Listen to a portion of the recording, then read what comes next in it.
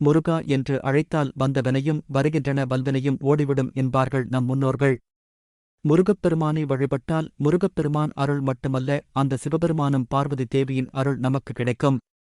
அதற்கேற்ப தமிழ் கடவுளான முருகபெருமானும் நீதிக்கே அரசனான யமதர்மராஜனும் பிறந்த தினமான இந்த வைகாசி விசாகம் அன்று விரதமிருந்து எப்படி வழிபட வேண்டுமென்றும் பின்பற்ற வேண்டிய வழிமுறைகள் பற்றியும் இந்த வீடியோவில் காண்போம்.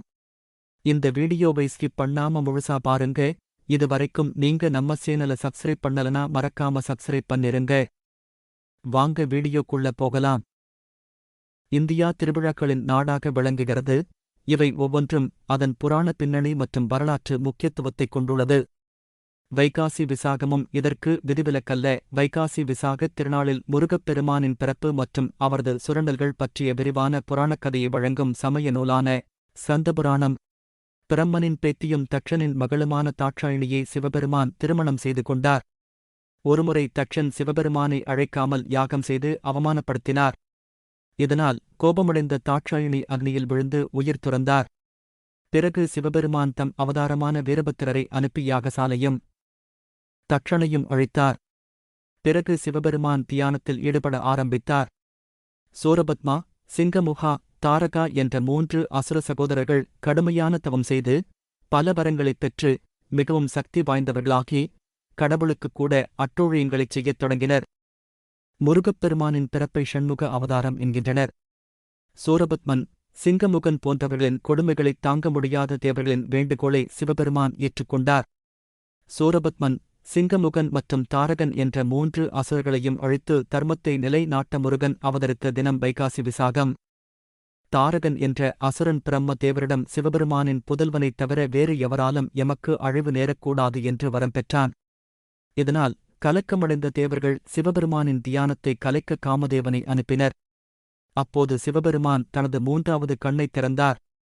அதிலிருந்த வெளிப்பட்ட தீப்பொறி காமதேவனை தகனம் செய்தது. சிவபெருமானின் நெற்றிக் கண்ணில் இருந்து தோன்றி அந்த தீப்பொறி சரவணப் பொய்கையில் 6 பகுதிகளாக விழுந்தது. பின்னர் 6 குழந்தைகளாக உருப்பெற்றது. 6 தாமரை மலர்களில் தவழ்ந்த 6 குழந்தைகளை வளர்த்தெடுத்த கார்த்திகை பெண்களை சிறப்பிக்கும் விதமாக சிவபெருமான் அளித்த வரத்தால் கிருத்திகை நட்சத்திரம் முருகனுக்குரிய விரத நாளானது. அதேபோல் முருகப்பெருமான் விசாக நட்சத்திரத்தில் அவதரித்ததால் விசாக நட்சத்திரமும் அவருக்குரியதாயிற்று. அது மட்டுமல்ல, விசாகம் நட்சத்திரம் ஞானத்திற்குரிய நட்சத்திரமாகும். அதனாலேயே விசாக நட்சத்திரத்தில் தோன்றி குழந்தை பருவத்திலேயே தந்தைக்கே வேதத்தின் பொருள் உரைத்தவன் என்பதாலேயே முருகனை ஞானபண்டிதன் என்றும் தகப்பன் சுவாமி என்றும் அழைக்கிறோம். அந்த 6 குழந்தைகளையும் சக்தி தேவி எடுத்து அணைக்க அந்த 6 குழந்தைகளும் 6 முகமும் 12 கைகளையும் கொண்ட ஒரே ஒரு குழந்தையாக மாறின. அதுவே வைகாசி மாத பூர்ணயிமாவில் தெய்வீகம் பொருந்திய ஷண்முக அவதாரம் எனக் கூறப்பட்டது. வைகாசி விசாகம் வழிபாடு. வைகாசி மாதத்தில் வரும் பௌர்ணமியும் விசாகம் நட்சத்திரமும் இணைந்து வரும் நாளை வைகாசி விசாகமாக கொண்டாடுகிறோம். இந்த ஆண்டு வைகாசி விசாகம் மே 22ஆம் புதன்கிழமை வருகிறது. மே 22ஆம் காலை 8:18 மணி துவங்கி மே 23ஆம் தேதி காலை 9:43 வரை விசாகம் நட்சத்திரம் உள்ளது. இதனால் வைகாசி விசாகம் விரதம் இருப்பவர்கள் மே 22ஆம் தேதி நாள் முழுவதும் விசாகம் நட்சத்திரம் உள்ளதால் வைகாசி முதல் தேதியில் கங்கை நதியில் நீராடினால் 7 ஜென்மங்களில் செய்த பாவங்கள் நீங்குமென்று சாஸ்திரம் கூறுகிறது. அன்றைய தினம் விரதம், வழிபாடு, பூஜைகளை மேற்கொள்ளலாம். வைகாசி விசாகத்தன்று அனைத்து முருகன் கோவில்களிலும் விசேஷக பூஜைகள், அபிஷேகங்கள், காவடி எடுத்து வந்து வேண்டுதல் நிறைவேற்றுதல் ஆகியவற்றை பக்தர்கள் செய்வதுண்டு. வீட்டிலேயே விரதம் இருப்பவர்கள் கந்த சஷ்டி, பங்குனி உத்திரம் விரதம் இருப்பதைப் போல் விரதம் இருக்கலாம். அருகில் உள்ள முருகன் கோவிலுக்கு சென்று வழிபட்டு வரலாம். முருகனுக்கு அபிஷேகம் செய்வதற்கு பால் உள்ளிட்ட பொருட்களை வாங்கிக் கொடுக்கலாம். வீட்டில் மாலை 6 மணிக்கு பிறகு விளக்கேற்றி வைத்து முருகப்பெருமானுக்கு விருப்பமான கந்தரப்பம் எனப்படும் இனிப்பு அப்பம், சர்க்கரை பொங்கல் அல்லது எலுமிச்சை சாதம் நைவேத்தியம் செய்து பிரார்த்தனை செய்யுங்கள். முடிந்தால் இயலாதவர்களுக்கு எலுமிச்சை சாதம் வழங்குங்கள். நைவேத்தியமாக படைத்து வழிபடலாம். முடியாதவர்கள் தேன், திவை மாவு அல்லது தேன் கலந்த பால் வைத்து முருகனை வழிபடலாம். வீட்டில் கந்த வழிபாடு செய்வது ரொம்பவே விசேஷம்.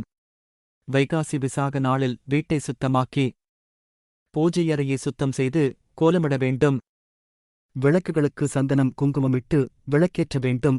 முருகப்பெருமானுக்கு செந்நிற மலர்கள் உகந்தவை. அரளி, செம்பருத்தி முதலான மலர்களைக் கொண்டு வேலவனை அலங்கரிக்கலாம். கந்தசஷ்டி கவசம் பாராயணம் செய்யலாம். வைகாசி விசாகத்தன்று விரதம் இருந்து முருகப்பெருமானை வழிபட்டால் தொல்லை தரும் பிரச்சனைகள் விலகிவிடும். முற்பிறவியில் செய்த பாவங்கள் நீங்கும் என்பது ஐதீகம்.